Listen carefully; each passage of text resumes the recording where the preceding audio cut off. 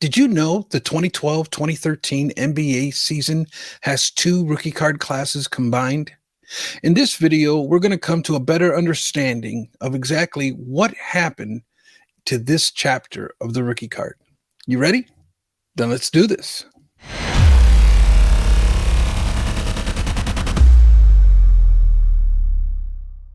Hello and welcome, rookie card collecting friends.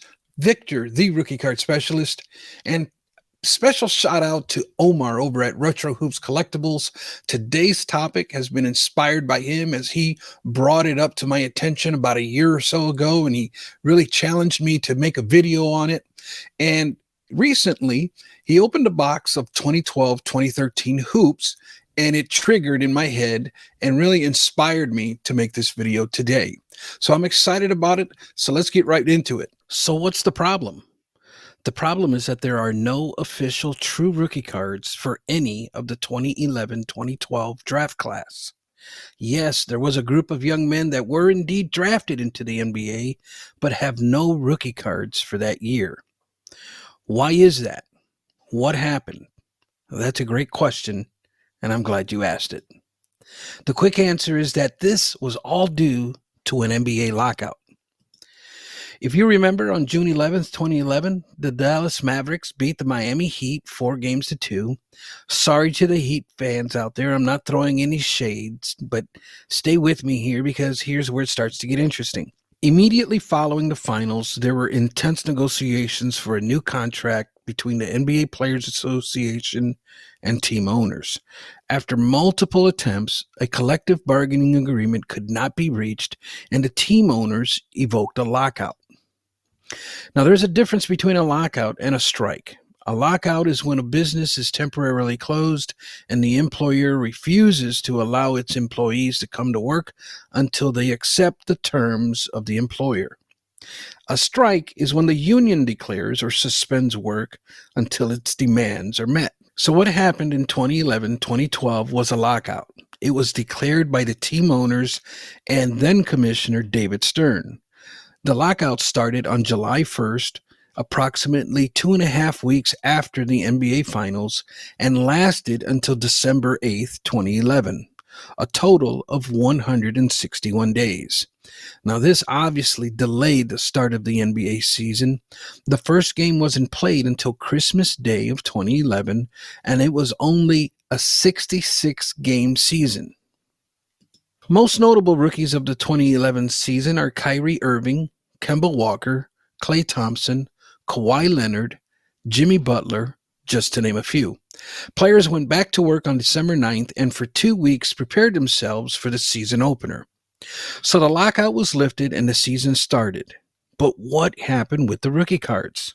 Well, as you may or may not know, during a lockout or strike, all activities pertaining to any type of league activity must come to a halt. This includes the manufacturing and distribution of sports cards. On December 20th, 2011, in an article written by Rich Mueller of Sports Collectors Daily, he stated, Panini America says it will overhaul its roster of basketball card products for the 2011-2012 season and indicated the first products of the newly shortened season won't hit store shelves for about 2 more months. Now, I'll leave you a link to this article for your reading pleasure, but another key takeaway from this article was that Panini would release 2011-2012 redemption rookie cards inside 3 of their products in 2012. Now, something happened between December 20th and late February. Panini realized the challenges of its product release dates and decided to combine the 2011 rookies into the 2012 product. So 2012 technically has 2 draft classes in its product. A unique set of rookie card circumstances for the industry and collectors. The combining of draft classes, though, was the right thing to do, in my opinion. In hindsight, when we start to think about this thing logically, just the time span of the new season was just too short, and just the challenges of not being able to get the 2011 guys to sign autographs. You couldn't distribute any product. So their hands were really, really tied. In hindsight, I think combining the two draft classes was the right thing to do. However, where things took a turn was in the 2011-2012 redemption cards. And as we see here on this slide, the 2011-2012 limited was released in April of 2012. Past and Present was released in May of 2012, and Gold Standard was released June of 2012. And so those three products carried the redemption cards. And here's where things take a twist. Now, these redemption cards is where things start to get interesting. By June of 2012, confusion starts to set in within the hobby. So much so that then marketing director Tracy Hackler wrote an interesting article titled Demystifying Panini America's 2011-2012 NBA Dual Rookie Redemption Programs, written on May 29th, 2012 by Tracy Hackler. Now, here's where it starts to get interesting. Almost, I'm going to read a little bit of it. I'm not going to read too much of it, but this is a very important article, which I will leave a link to. He starts off saying here, almost since the day it was announced more than 5 months ago, Panini America's decision to include a unique dual redemption program in 3 of its 2011-2012 NBA products has been subject of many a spirited hobby discussion. So right there, he's telling us right out of the gate, this has been an issue understanding. I'll highlight here so we can kind of see where I'm reading from. He goes on to say, and those discussions have only intensified in the few weeks since the first redemption cards made their debut in 2011-2012 past and present basketball. So we decided now might be a good time to address the most pertinent, talked about, or misunderstood elements of the program. One of the oddest things of all of this was that let me just read this so you can kind of see where I'm coming from here. This is very odd. The checklist for all 2011 rookie redemptions will be determined during a live drawing right here on the Knights Lance, beginning at 9 p.m. Central on October 29th, 2012.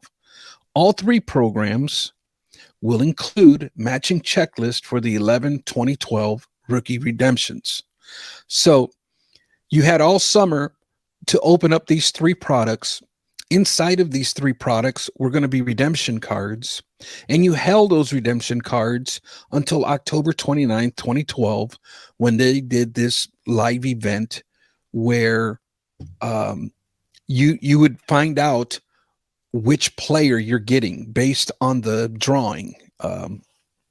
Right here it says the checklist for all 2012 rookie redemptions will be determined based on the actual results of the 2012 NBA draft that will take place on June 28th. So this thing is just spiraling here. It goes on to say all 2011 rookie redemption cards will be autographed. All 2012 rookie redemptions will not be autographed. Also, despite sharing checklists across all 3 programs, each set's rookie redemption cards will be unique to their respective program. So past and present will include its own rookie redemptions, limited will include its own, and gold standard will include its own. Is anybody confused yet? Because I know I definitely am. The rationale. Oh boy, this gets good. And this part, I really enjoy this section of this article.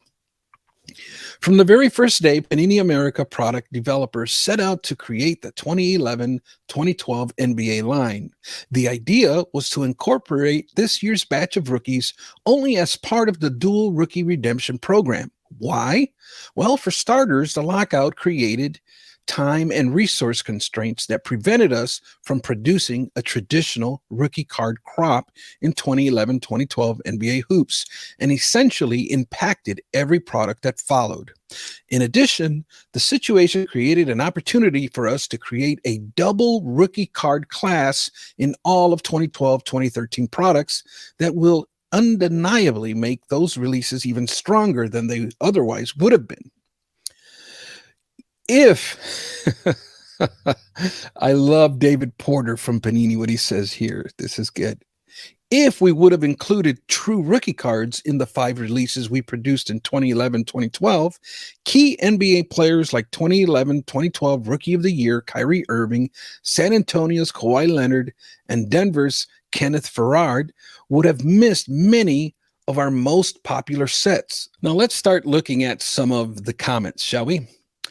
Rod here, I'm going to read the bottom part of this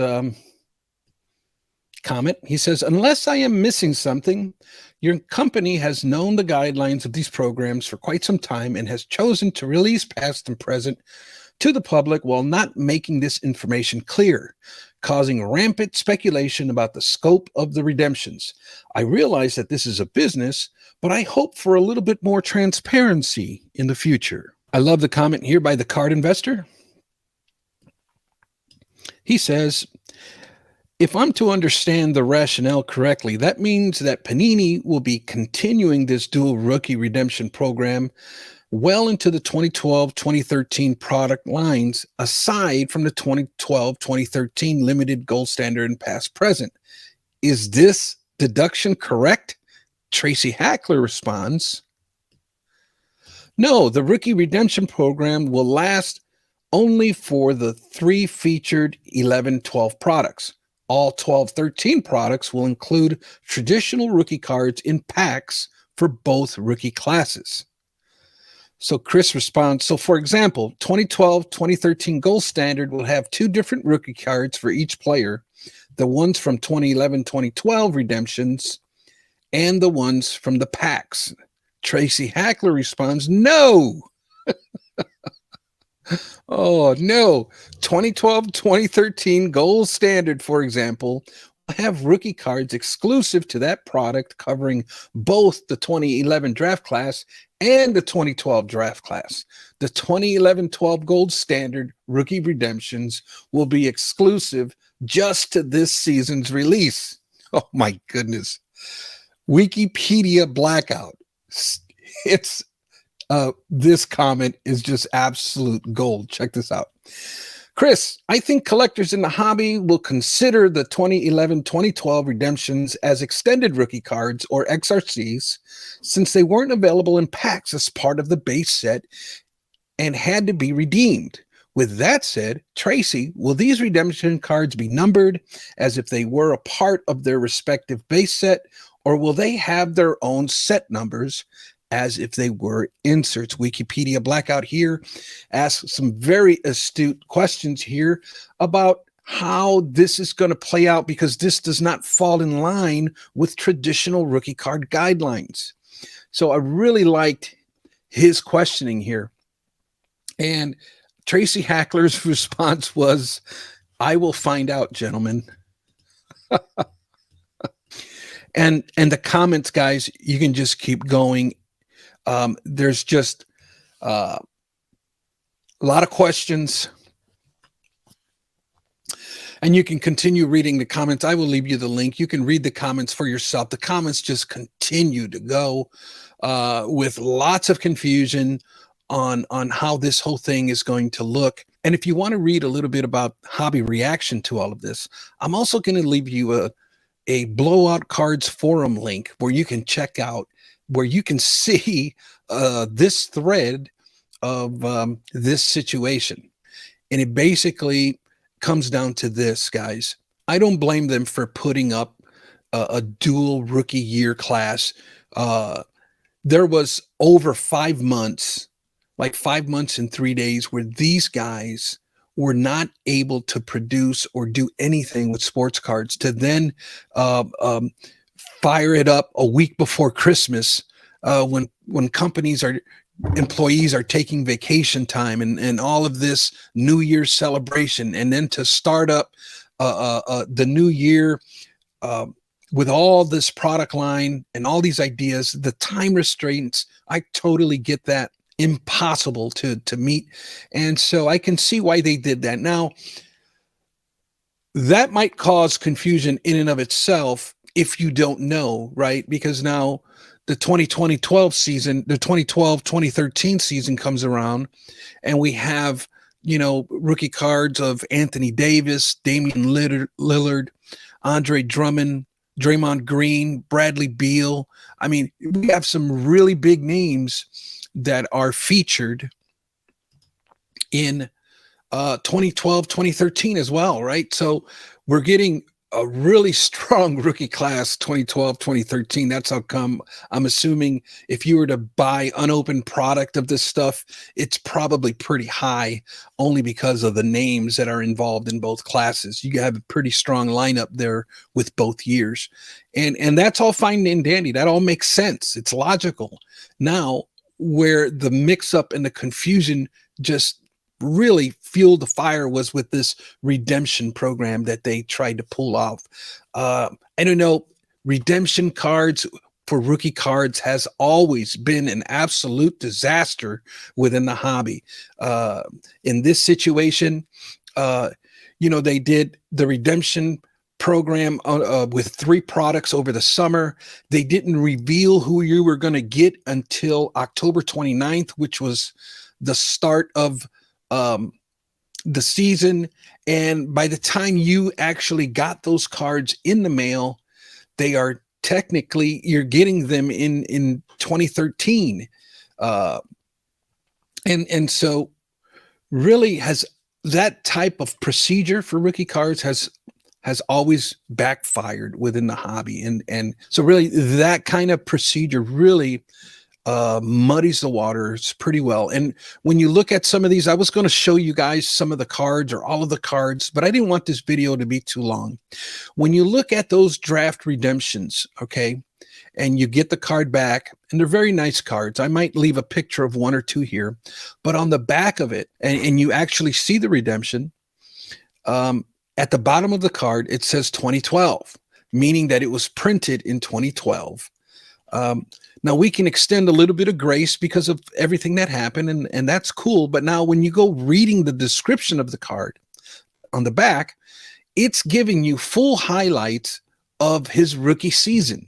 And it's like, why would you give me a full commentary, give me all the highlights, all the stats of his rookie season? To me, you just kind of like muddied the waters of it actually being a rookie card. You should have maybe just give collegiate stats, or maybe, a little bit of wording. The wording of it is different. It just seems and comes off and looks like an insert card of the second year is what it looks like and feels like. So I don't know, just a little bit of if you don't know what's going on and you come across one of these cards, it doesn't come off as a rookie card for those reasons. And listen, guys, I want to end with this. If you have any further details, because personally, I was not in the hobby at this time.